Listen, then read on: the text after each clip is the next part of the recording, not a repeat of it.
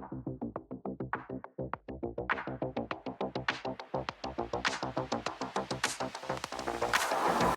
often wonder why it is that as women in the workplace, and mind you, this is across various industries and levels of experiences, we often face unique barriers and challenges when it comes to advocating for salary increases for ourselves in the workplace. As women across different geographies all over the world, the struggle is real. Now, the key question is what can we do to break this pattern and shift the narrative? I would say that the answer is simply to control what is within our reach, given the different variables and dynamics at play in our unique circumstances.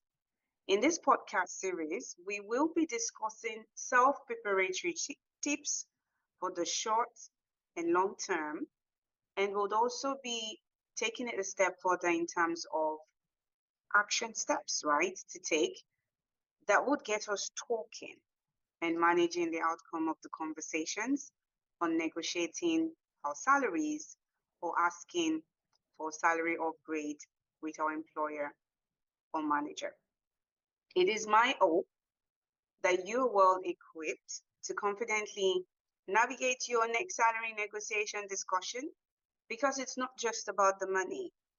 It's about empowering you to be recognized for the work you do.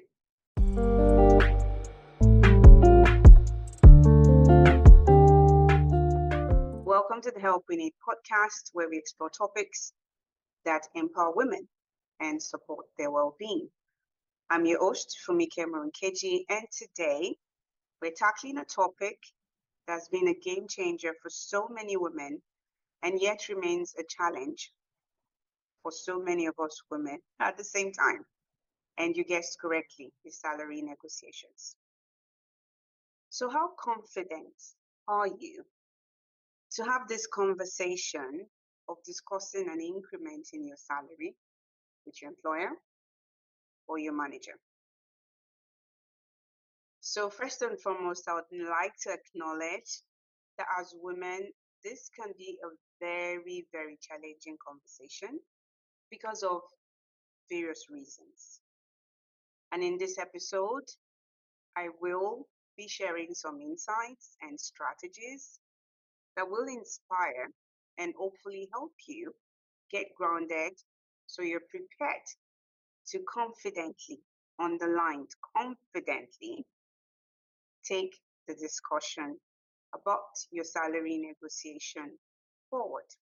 And I know typically as women, we shy away from having these conversations. And it's either because of the culture or it's because we've been,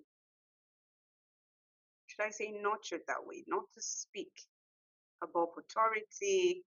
It's often seen that we are always compliant and try to stay in a safe zone. So it's also important to understand that this is somewhere where a lack of confidence comes from. And we are gearing this episode towards encouraging women to at least take the first step. And I know it may not sound as easy as I say it, but we need to take control of our careers, and it starts from our self-esteem. It starts from the ability to be confident, to own these conversations, to take these conversations forward, to be courageous enough to even think that we can have this conversation.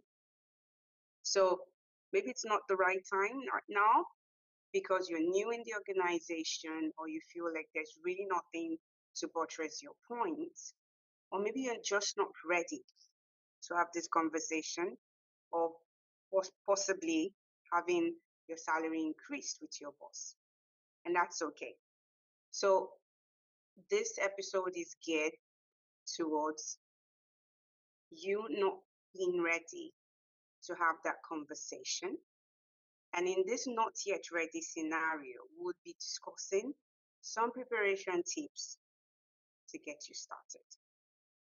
So I hope this helps, and I hope that to set the tone, you're able to at least understand what you need to do when the opportunity avails itself, or when you do feel like this is a time I need to take a bold decision and have the conversation.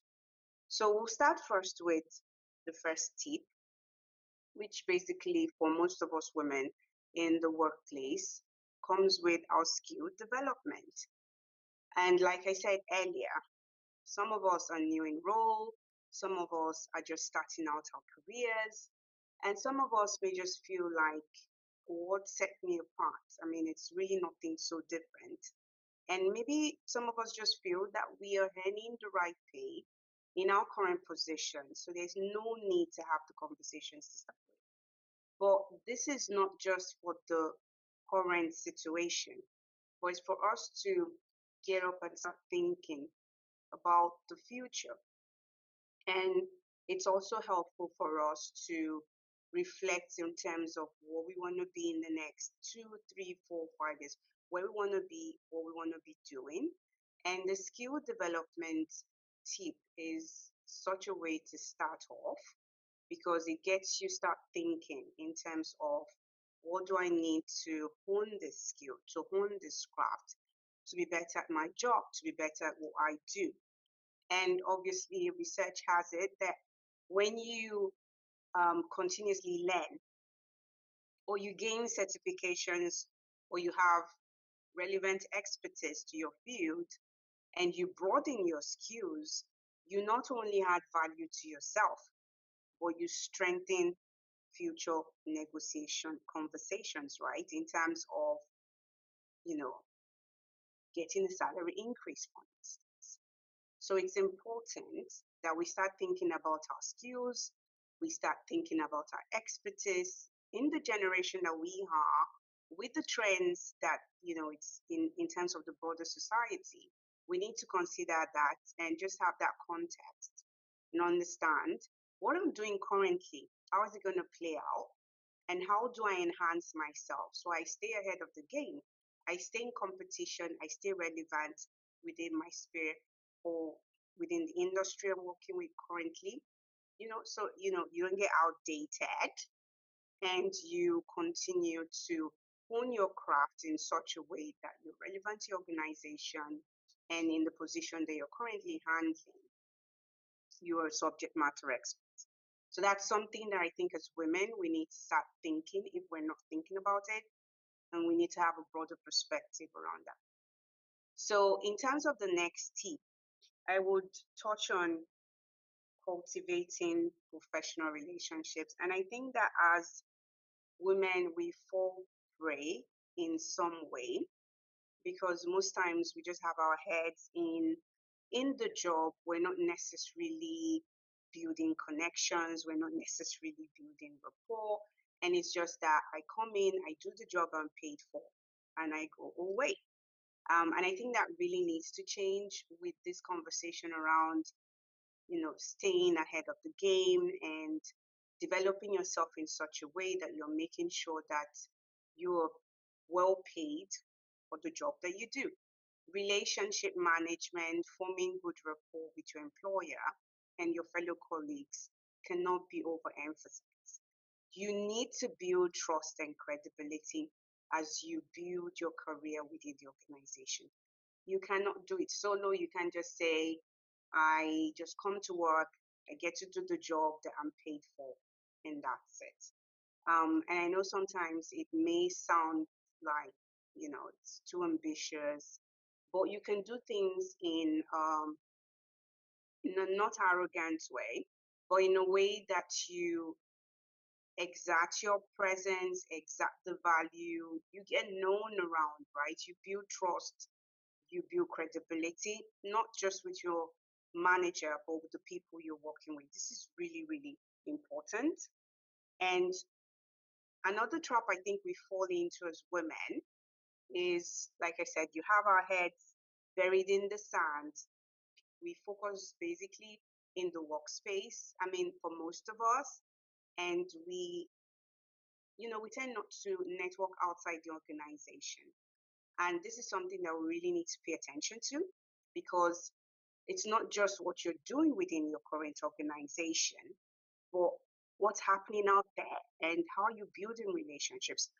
Because your networking would provide insights into, first of all, we're talking about salary negotiations, into salary trends, what's being paid out there, and future job opportunities.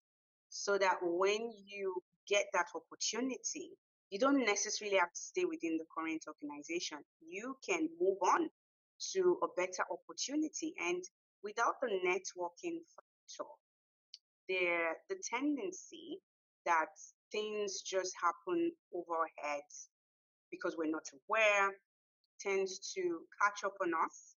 And unlike maybe our male counterparts, we're not really prepared for how we need to be competitive within the work industry. So cultivating professional relationships is really something that we really need to pay attention to. Now, another tip would be tracking your progress.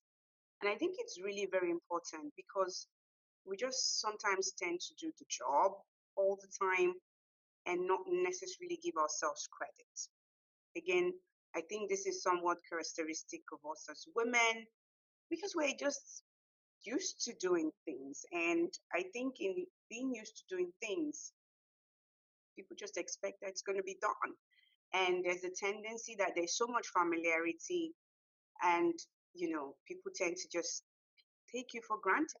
So it's important, and more importantly, you take yourself for granted, right? Because you just move on to the next thing all the time, not necessarily stepping back to see, what am I doing? How well am I shaping up?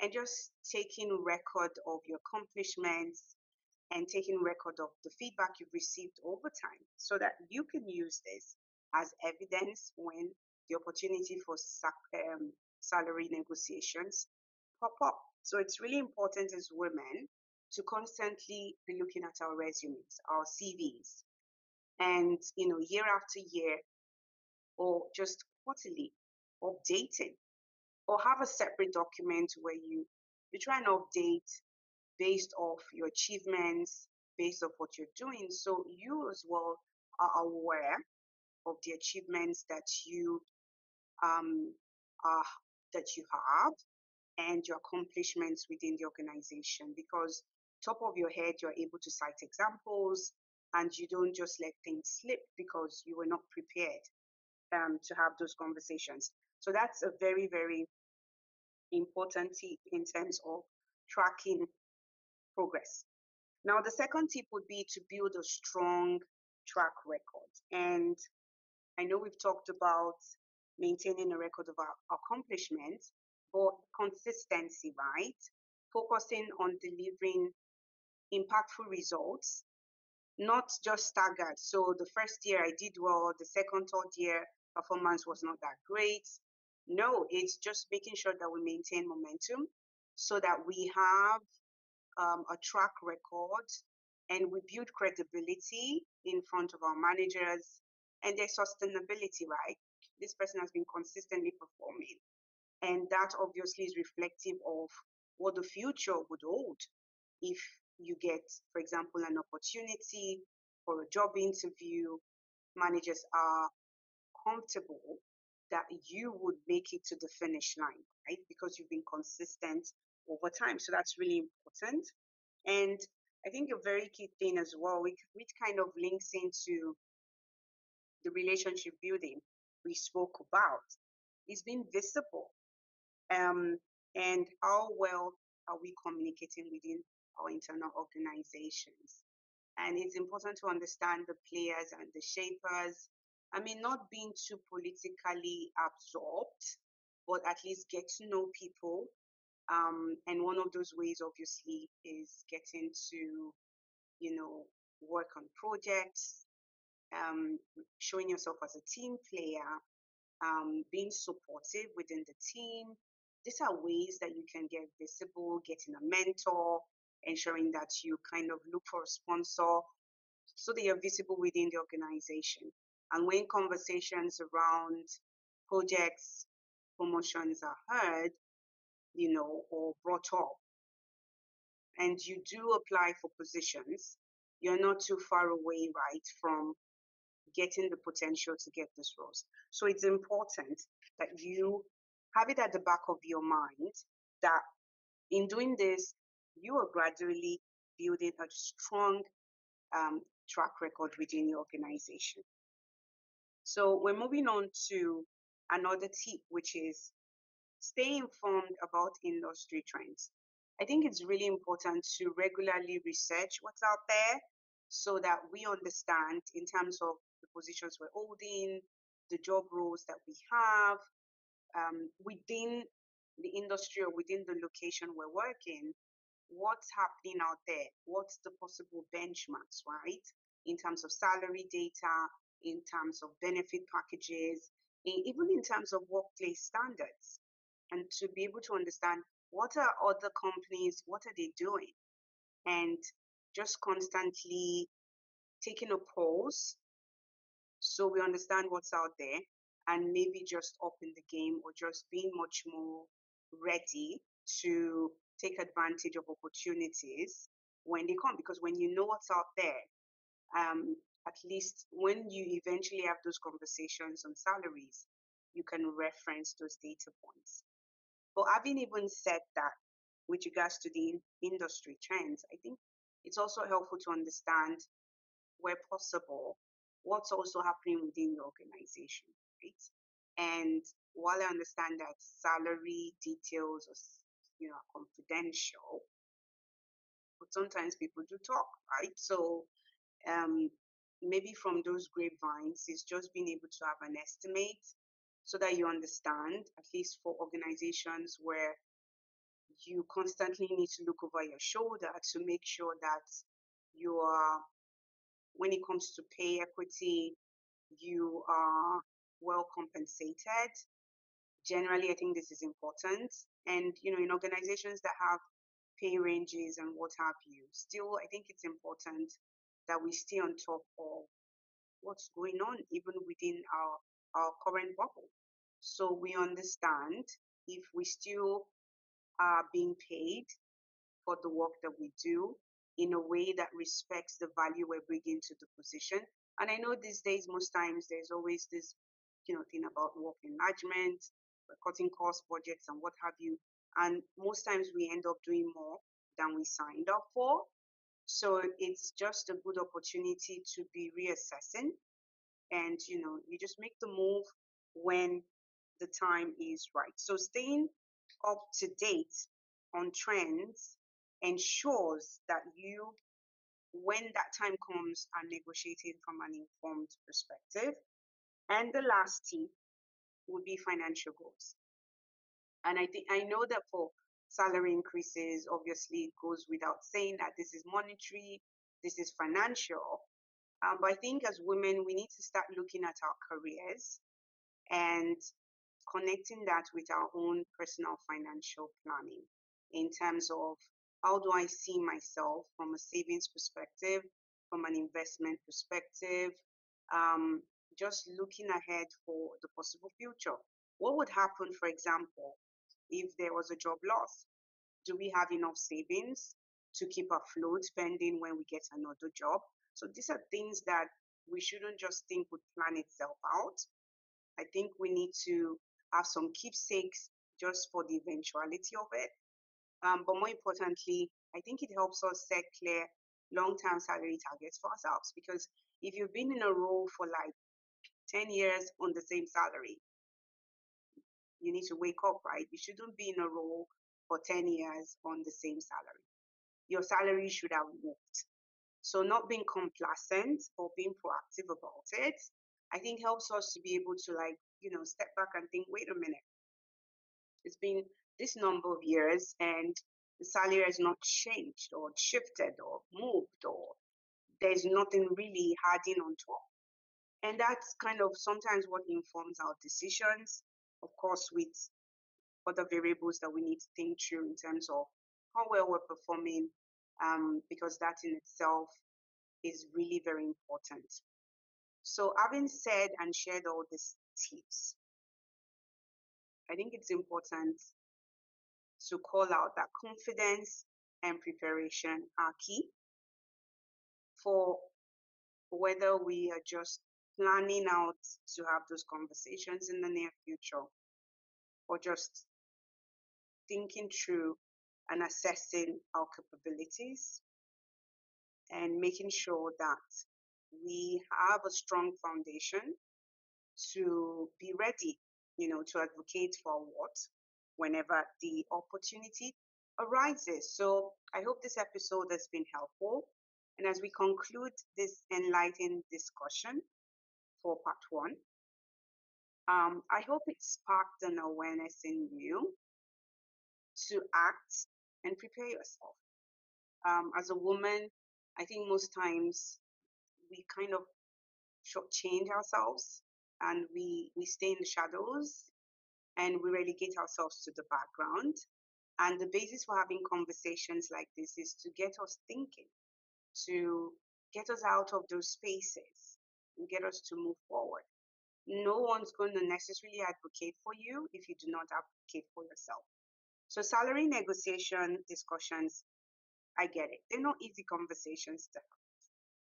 But as women, we need to understand that it is more than just a conversation about numbers. It's a statement of our self-worth. So whether you're entering your first salary negotiation or advocating for yourself for some time in the future at the peak of your career, I think it's helpful to remember that you need to know when to speak up, timing to speak up before it's too late for you to do so. So let's keep the momentum going. Subscribe to this channel to help us expand our reach and support the efforts we're putting into creating content and maintaining our episodes for your enrichment. Don't forget to share this episode with a woman or lady that you know might benefit from it. Get them to subscribe as well to our channel. And together, let's make salary negotiation a tool for empowerment and for change. Thank you for listening to the Help We Need podcast. Stay tuned in for more episodes in Living Your Best Lives. And until next time, stay empowered and remember to empower her.